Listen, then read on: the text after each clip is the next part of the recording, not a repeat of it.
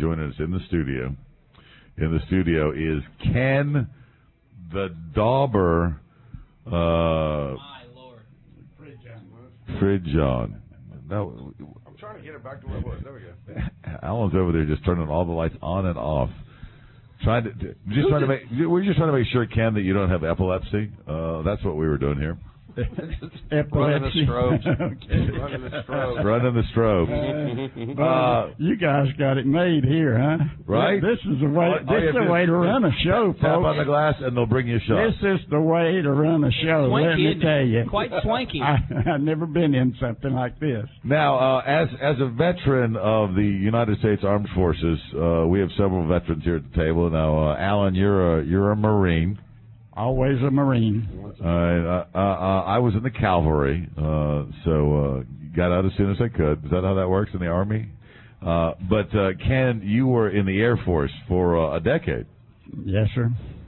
Communications technician. What does that mean? Well, I made sure that the ground could communicate with the airplanes in the air. In Germany, England, Africa, Belgium, and Luxembourg. Now, where were you in Germany? I came into Heidelberg after a 14-day trip and night trip on a boat.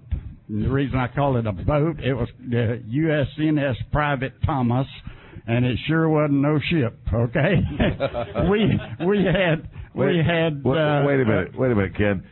You were in the Air Force, and they deployed you to Germany, and they sent you by boat.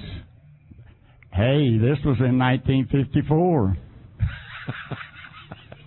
I'm not laughing at you. I was stationed on the East German border for 2 years, and I was just happy that when I got to go home, we went home on a commercial airliner, because on the way over it was a C-130, which is not an overly comfortable ride, and I lamented it. But here, it took you, 2 weeks by sea? Yeah, 14 days in a typhoon. I think the captain got sick on that one. They gave us sauerkraut and wieners the night before we left. I don't know why in the world they'd ever do that, but there was sauerkraut hanging from the smokestack on that dumb boat. You knew you were going to Germany. You boys are going to Germany. Have some sauerkraut. It'll inoculate you for the cuisine over there. Now, you, like you joined the military at the age of 17. Yes, sir. When you were 27, you moved to Houston after getting out of the service. And here in Houston, you were a billboard painter. That's correct. I wanted to paint pretty girls on those billboards. I didn't realize they were 50 foot in the air. And the first day they put me on a ball and out with a crane, lifted me up on I-45 out here, and set me down up on top. They put a 25-pound hook on one shoulder and a 25-pound hook on the other, and put me up on top of it, and I was spinning round and around all the way to the top. I made the mistake of telling one of my co-hosts one time that not that I'm afraid of heights, I just have an aversion to heights. And so we made a Super Bowl bet, and I ended up losing, and I had to do an entire broadcast from one of those billboards out on the Southwest Freeway, and I had a harness, obviously, the whole time. It's wow. For a person that has an aversion to heights, not the funnest day in the afternoon. And here Ken spent a lifetime up in the air. But in 2010, you did your first painting of a fallen soldier. A fallen hero. His name was Wesley Riggs. A lady called me from Old River Winfrey and asked me to paint a portrait of him. And I said, when do you need it? And she said, Saturday. And it was Thursday. And I said, well, it might take a little bit longer than that to paint it, but I'll go there and sit outside City Hall, and I'll do the best. And everybody in the run for the Wounded Warrior Project will see that it's in progress. Good. And I went there, and to just let you know that I'm not in charge of this thing, that was the day that Jesse Ainsworth was being buried in Dayton. They were having his funeral. All the Patriot Guard riders were going by with the flags, etc. And and someone tapped me on the shoulder and says, "Hey, you're going to have to paint him." And I didn't even realize I was a portrait artist at that time, okay? And I made a few mistakes on the way, but when you're doing something, you have to start, okay? Right. Hit the start button. So now what you've been doing is painting portraits of our fallen heroes since 9/11. And what you're here today to talk about is the lunch money campaign. Well, I came up with that about a week ago, and I've talked to a few of the American Legion and the VFW, and they go along with me. And what we need is, I have done this on Social Security for the last 5 years without much aid, much help. But this is not about me, okay? This is about the kids that I have leaning up against the wall. By the way, I tell the stories of all the kids. We have busloads of people that come in from all over the country to see the gallery because it's the only one in the world. There ain't no more. I looked all trying to find something to go by, but I guess I'm just an outlaw. There you go. I like that. I like that a lot. Now, are these portraits just from local guys from Texas? From Texas.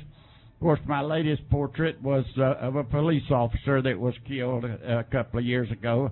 His name was Detweiler, and we presented that the other day at the golf course out here to his family. Good. Yes, sir. So now you have an existing gallery, and it's got portraits of the fallen heroes.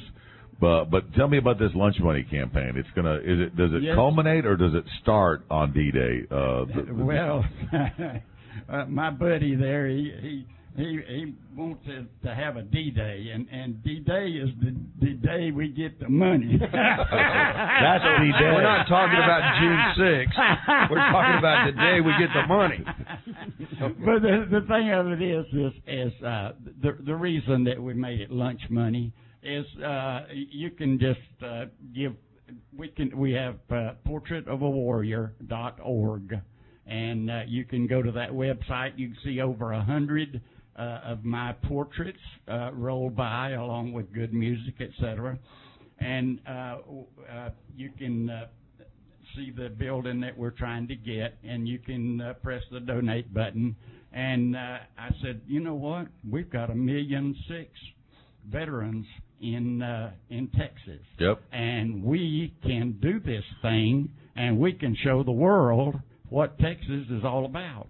And the people in New York want to kidnap me, you know, but well, they already kidnapped the space shuttle, so we're not gonna let them take the dauber. All right. Well, what we do is I give a portrait to the family, an 18 by 24, and but this deal here is because we have Gerald Yates gave us a building. And with the electrical and everything 4 years ago. Yep.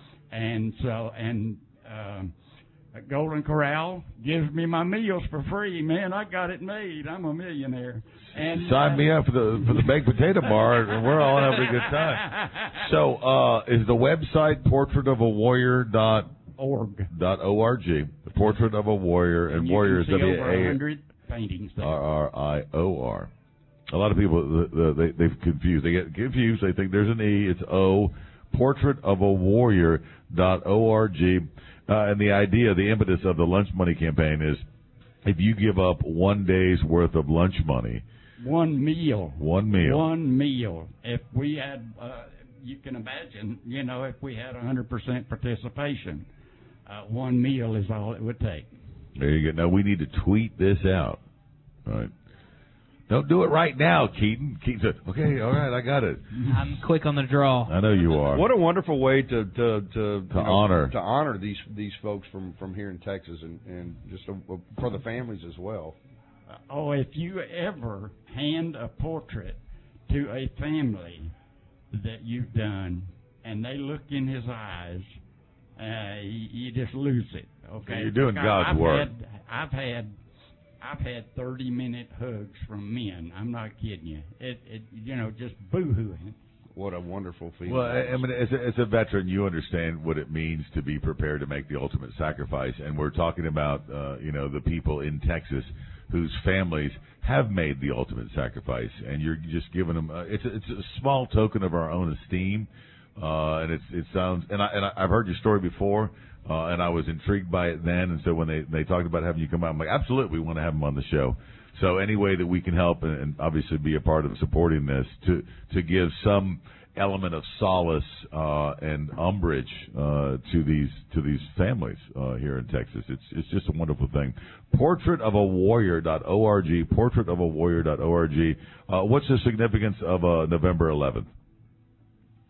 I think this is a kickoff for the lunch money and the veterans and the families, because really you can recognize a veteran. You can look in his eyes, and when you're talking about the veterans, and you can know. Other people come into my gallery and they say, "Oh, those pretty pictures up there," But a Marine comes in, it's a whole nother thing. Okay. Well, we're not all Marines. Some of us were in the Army. Well, Army is okay too. Man. Hey, let me tell you something. Hey, wait a minute. I'm in the Air Force. I'm in the Air Force. Hi, boys. I'm in the Air Force. Up we go into the wild blue yonder. Army ain't ready for Marines yet. Really? Booyah! Hey, I got Ed Too Tall Freeman on my wall, okay? You remember Ed Too Tall Freeman? That flew the helicopter in there. The reason he was called Too Tall was because he couldn't fly in a regular aircraft, so they gave him a helicopter. And he went over there, and they set him down in Vietnam. And he set the guys down there, and you remember the story. Yeah. 3 battalions came off the hills and attacked, and old Ed went back and he heard that they were being cut all to pieces, and he says, "Hey, I got to go back." And they said, "If you go back, we'll court-martial you." And he says, "I put them in there. I'm going to get them out." Right. And he went back in 13 times, and he was wounded 8 times, and his plane was shot all to pieces. Of course, those old U.S. fly laws, there's a piece of them left. and guess what? I hate the word that. But anyway, Obama put the Medal of Honor on Ed, and Ed died last year. There you go. God bless. Ken the Dauber. How do you say your last name? Pridgeon. Pridgeon. Portraitofawarrior.org. Let's get this thing happening on 11/11. It is the Lunch Money Campaign. The portraitofawarrior.org. The Outlaw Dave Show continues. Brought to you by the House of Blues of Venerable Music.